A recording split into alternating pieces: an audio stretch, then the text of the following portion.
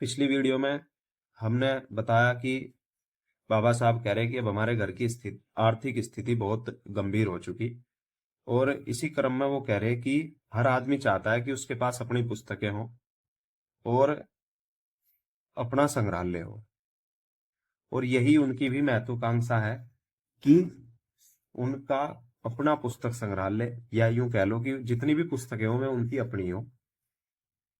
तो वो अपने पिताजी को नई नई पुस्तकें लाकर देने की हट करते थे, और ऐसा भी नहीं है कि उन्होंने कोई पुस्तक मांगी और पिताजी ने ला करके ना दी हो।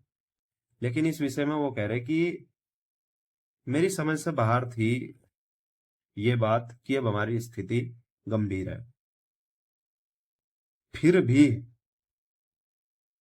पिताजी तो सब समझे थे, लेकिन वही है, बाप तो बाप हो। और बस अपना अंगोछा ठाया, कंधे पर धरा, जिसे हमारे इधर साफा भी कहते हैं, वो ऐसा लिख रहा है इसमें दुपट्टा नाम से, और बाहर निकल गए और शाम तक पुस्तक ला के ही दे दी। इसी विषय में कह रहे कि सबसे पहले तो बहनों की शादी हो चुकी थी कि छोटी बहन के यहाँ जावे थे, तो छोटी बहन भी थोड़ा मतलब स्थिति तो उस समय की तो और भी वो होगी, अभी जब इतना रुपए की स्थिति इतनी गंभीर है कि भाई हर किसी पर नहीं है। तो कह रहे कि छोटी बहन तो बेचारी कह देती कि पिताजी मेरे पास पैसे हैं नहीं, लेकिन बड़ी बहन जो शादी में गहने दिए थे उन गहनों को दे देती थी, और इनके पिताजी उन गहनों को मारवाड़ी को देकर पुस्तक ले आवे थे।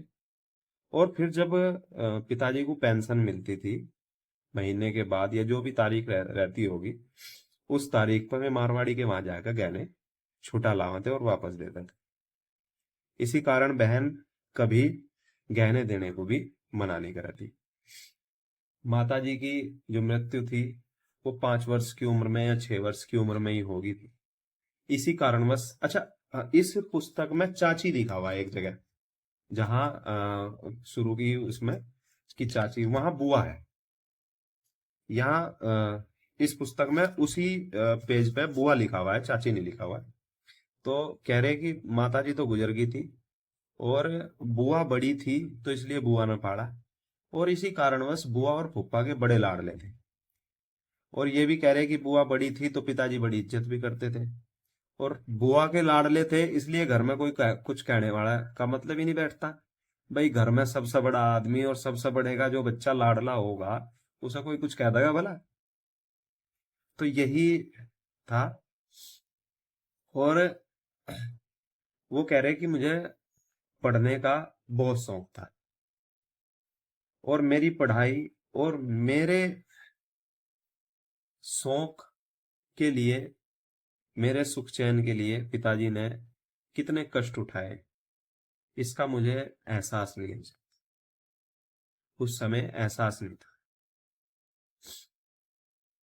पढ़ने का इतना शौक था कि किस पुस्तक में किस स्थान पर कौन सा महत्वपूर्ण विचार लिखा हुआ है वो इन्हें कंठस्थ याद था और तुरंत बता सकते थे।